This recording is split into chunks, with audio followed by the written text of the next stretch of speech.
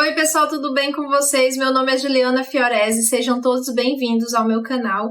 E o vídeo de hoje é mais um diário de leitura do livro Os Miseráveis para o projeto de leitura conjunta que eu estou organizando aqui no canal. Se por acaso você ainda não sabe do que se trata esse projeto, eu deixei aqui na descrição desse vídeo um link com uma playlist de todos os vídeos que já saíram sobre o projeto. Inclusive os primeiros vídeos dessa playlist são explicando como é que tudo tem funcionado por aqui. Além disso, eu deixei também um link para download do nosso cronograma. Nesse cronograma tem todos os capítulos e todas as datas que nós leremos o livro até o final do projeto, que terminará em maio de 2021. E tem também um link para o nosso grupo no Telegram, onde algumas das discussões têm acontecido por lá e tem sido muito interessante de participar também. Eu deixo aqui o convite para quem ainda não conhece a conhecer o projeto através desses 3 links que eu falei aqui. Lembrando que este não é um estudo aprofundado da obra de Victor Hugo e nem tampouco serão aulas sobre Os Miseráveis. Está funcionando mais como um clubinho de leitura mesmo, onde todos os participantes leem as páginas das metas diárias e vão contando ali as suas percepções de leitura, e é justamente isso que eu estou fazendo aqui. Estou contando as minhas próprias percepções do que eu vou lendo diariamente. O vídeo de hoje nós falaremos sobre 3 capítulos do livro 2, que é o capítulo 2, a prudência aconselhada à sabedoria, o capítulo 3, o heroísmo da obediência passiva, e o capítulo 4, curiosidades sobre as fábricas de queijo de Pontarlier. Então, se você ainda não leu nenhum desses capítulos, eu sugiro que pare de assistir o vídeo agora e volte somente quando tiver lido esses capítulos que eu acabei de ler aqui para vocês, porque o vídeo de hoje contém spoilers. Aqui no capítulo 2, que se chama A Prudência Aconselhada à Sabedoria, a gente vai entrar novamente na casa do bispo, ali no comecinho da noite, um pouco antes do jantar, e a gente vai perceber que o bispo está estudando um tema que me chamou a atenção, que é justamente deveres. E aí ele vai dizer que tem 2 tipos de deveres. Um é o que são os deveres de todos, e o segundo, que são os deveres de cada classe. E aí ele vai dizer que o principal, mais importante desses, são os deveres de todos. E ele divide esses deveres de todos em 4 tipos de deveres. O primeiro são os deveres para com Deus, o segundo são os deveres para consigo mesmo, o terceiro são os deveres para com o próximo e o quarto são os deveres para com as criaturas. E por que isso me chamou a atenção? É porque hoje em dia as pessoas pensam muito mais nos seus direitos e pensam pouco nos seus deveres. E isso me chamou a atenção no bispo. Ele estava estudando sobre os deveres. O que é que vocês acham sobre isso? Entre os direitos e deveres, né? Qual é o que a gente pensa mais? Deixem aqui nos comentários. Eu vou adorar saber a opinião de vocês também. E aí a gente vai ver que o bispo ele percebe que já está meio tudo pronto ali para o jantar, e ele sai do quarto dele que ele estava estudando, e vai para a sala. Na sala já estava a Madame Magloire conversando com a senhorita Battistini, e aí a senhora Magloire ela fala 2 vezes a mesma coisa, que é os rumores sobre um homem estranho, um homem perigoso que estava ali rondando a cidade de Digne. O bispo Myriel, ele não escuta, não dá muita atenção, apesar da Madame Magloire ter falado sobre isso 2 vezes. E a senhorita Battistini percebe que o bispo não percebeu e percebe também a vontade que a senhora Magloire ela tinha que o bispo desse atenção ao que ela estava falando. Então a senhorita Battistini ela vai falar para o bispo, perguntar se ele ouviu, e aí o bispo meio assim, sem dar muita atenção na conversa, ele pergunta: pode falar, Madame Magloire, o que é que você estava dizendo mesmo? E aí, com essa oportunidade, a Madame Magloire ela começa a falar novamente do homem novo, do visitante que chegou ali naquela cidade, aquele homem assustador, muito perigoso, e ela, sem perceber, acaba exagerando um pouco. Tem um momento engraçado que ela fala assim, a Madame Magloire fala que é preciso que coloquem novamente as trancas nas portas para que eles possam trancar a porta, e ela diz inclusive que a senhora Battistini também disse a mesma coisa, só que a senhorita Battistini disse, não, eu não falei isso não, eu concordo com tudo que o bispo fizer, tudo que ele fizer é o certo. Mas aí a Madame Magloire não dá atenção a esse protesto da senhorita Battistini e continua falando para o bispo, olha, é só falar que eu já chamo o rapaz ali e ele em pouco tempo coloca as trancas em todas as portas e em todas as janelas.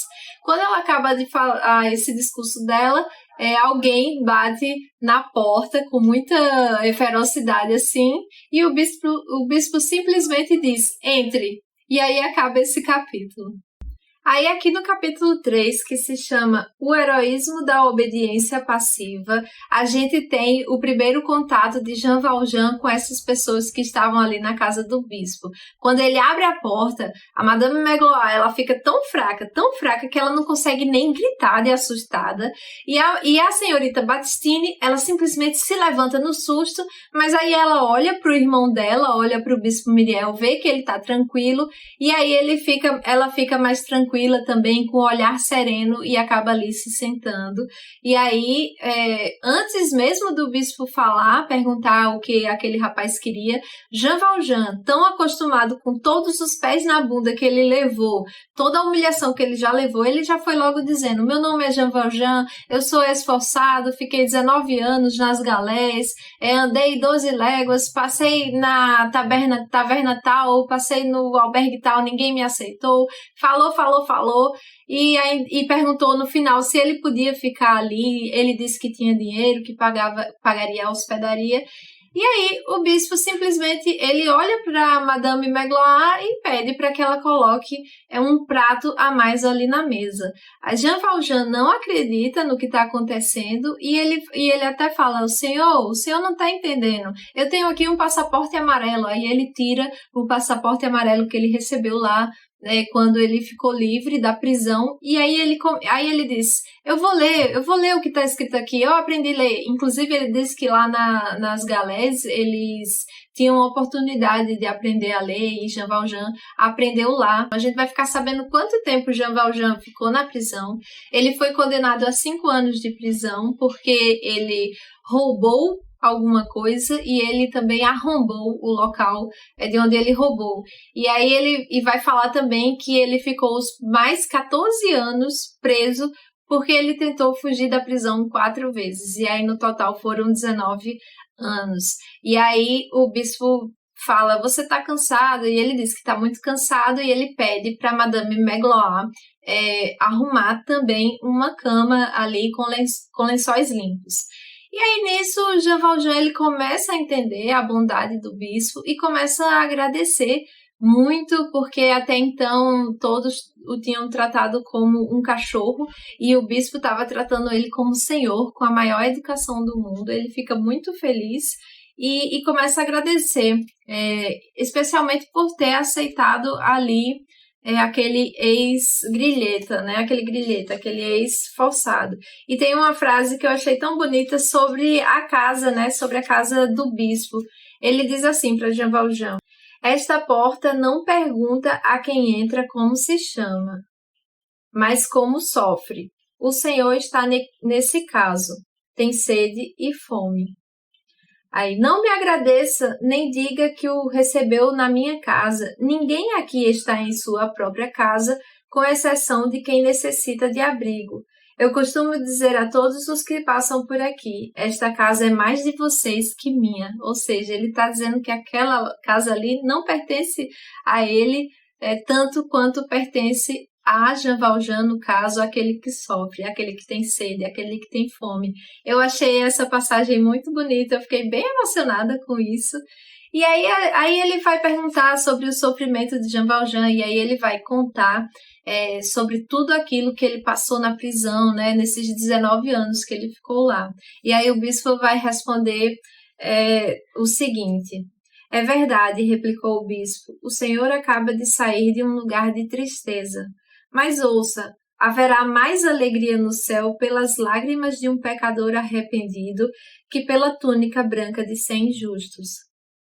Se o Senhor saiu desse lugar de dor com pensamentos de ódio e de cólera contra os homens, então é digno de compaixão.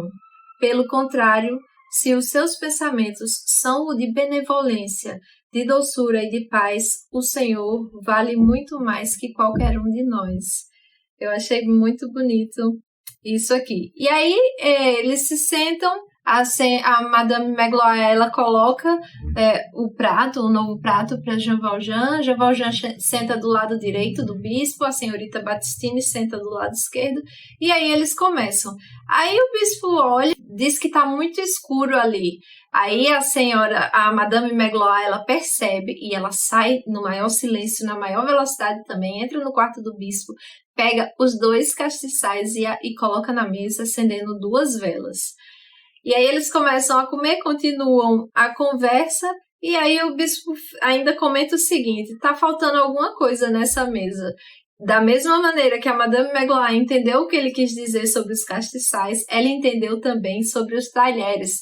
Porque até então, como eram 3 pessoas sentadas à mesa ali no jantar, ela só tinha colocado 3 talheres de prata, um para cada um.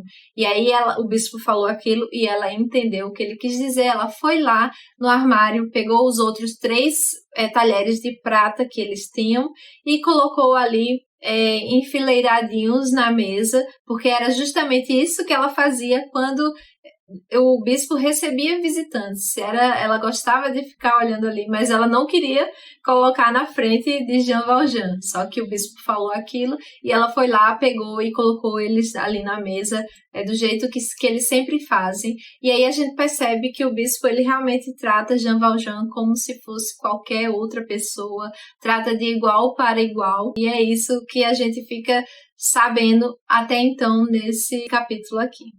Aqui no capítulo 4, que se chama Curiosidades sobre as fábricas de queijo de Pontarlier, a gente vai ficar sabendo, através de uma carta que a senhorita Battistini escreve para uma conhecida dela, todos os detalhes que aconteceram ali naquele jantar. Uma coisa que eu achei engraçada foi quando Jean Valjean olha para o bispo e diz para ele que aqueles cantoneiros que estavam lá nas tavernas que ele visitara antes estavam em melhor situação que o próprio bispo. Ele ainda fala: tá vendo como Deus é injusto? O Senhor tão bom e tem tão pouco, o Senhor é muito pobre. E aí as mulheres elas ficam até espantadas quando Jean Valjean diz aquilo.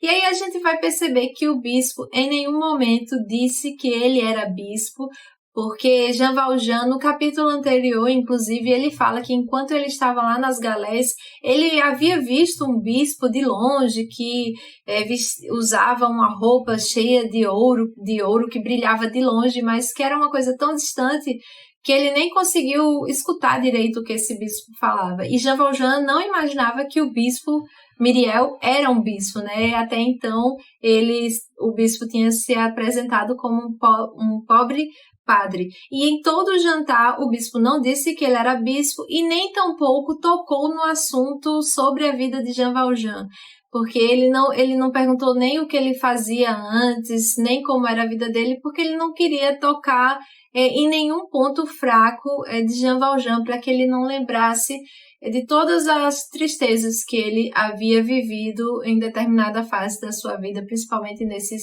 19 últimos anos aí em que ele esteve preso como forçado, né, fazendo trabalhos forçados. E aí o bispo vai falar muito sobre o destino de Jean Valjean, que Jean Valjean disse que está indo para essa cidadezinha de Pontarlier, e o bispo vai falar que lá existem muitas oportunidades de trabalho, tem muitas fábricas, e aí ele vai pontuando todos os tipos de trabalho que diz, mas que existem lá, mas ele vai focar muito nas fábricas de queijo. E ele não vai dizer, vá fazer isso ou vá lá, mas ele fica falando como tudo funciona, com o intuito de que Jean Valjean perceba que aquilo é uma boa ocupação para ele quando chega lá. E aí também a gente vai perceber que a senhorita Battistini entendeu o que o bispo estava tentando fazer, que ele não queria aconselhar, ele não queria mostrar piedade e ele não queria repreender. Ele estava sendo muito caridoso, sobretudo a ponto de não tocar nas feridas de Jean Valjean. E tem uma passagem aqui que eu achei muito interessante que eu vou compartilhar com vocês sobre o resumo que eu entendo que foi esse capítulo, né? Que foi essa carta, que foi a percepção da senhorita Battistini sobre aquilo que o irmão estava tentando fazer com aquele visitante. Sem dúvida, pensava que aquele Jean Valjean devia ter sempre presente no espírito toda a sua miséria e que o melhor era distraí-lo e fazê-lo crer, embora por um momento, que era uma pessoa como qualquer outra, mostrando-se a ele em toda a sua simplicidade. Não é essa a essência da caridade? Não é algo de verdadeiramente evangélico, minha boa senhora, essa delicadeza de abster-se de sermões, de moral e alusões? Não é essa a melhor piedade quando o homem tem algum ponto doloroso? É o mesmo que não tocá-lo absolutamente. Achei muito bonita as percepções da senhorita Battistini e ela vai contando nessa carta como realmente se Jean Valjean fosse uma pessoa como qualquer uma delas ali, como se fosse no meio delas. Pelo menos ali no final da carta parece que ela está falando realmente como qualquer pessoa conhecida ali, que não tenha cometido nenhum crime. E aí no final o jantar acaba, Jean Valjean come muito e as senhoras saem ali da sala para que o hóspede pudesse se recolher em seu quarto. E a senhorita Battistini lembra, assim que ela sobe, ela lembra que ela tem uma manta que ela deixa lá no quarto dela. E aí ela pede para Madame Magloire pegar essa manta dela e deixar na cama de Jean Valjean, porque as noites de outubro ali são muito frias e aquela manta pode aquecê-lo de alguma maneira. E ela até fala assim, pena que essa manta é tão velha, não tem tantos pelos ainda, mas vai servir de alguma ajuda. E aí todos vão dormir. A senhorita Battistini e a Madame Magloire vão para seus aposentos, começam a rezar e aí elas dormem. E assim a gente termina mais um capítulo e mais uma meta, que foi a meta de hoje. O que vocês estão achando? Eu, particularmente, estou me esforçando muito para não avançar na minha leitura, porque eu quero ler realmente as metas que eu dividi dia a dia, mas eu confesso que está bem difícil, porque eu estou querendo muito saber como é que as coisas vão se desenrolar. Algumas coisas eu esqueci, outras coisas eu quero relembrar também, então tem sido muito difícil. Deixem aqui nos comentários quais são as percepções de vocês até o momento com a chegada de Jean Valjean no que o bispo chama de seu palácio. Vou adorar ler os comentários de vocês e fico aguardando, hein? Espero que tenha gostado do vídeo de hoje. Por favor, deixe o seu like nesse vídeo. Isso me ajuda bastante a continuar com esse conteúdo por aqui. Se ainda não é inscrito, inscreva-se no meu canal, ative o sininho para ser notificado assim que eu lançar vídeos novos aqui. Os vídeos têm saído de terças a sábados, todos os dias. Então, tá um conteúdo muito bacana, mas eu preciso desse incentivo de vocês.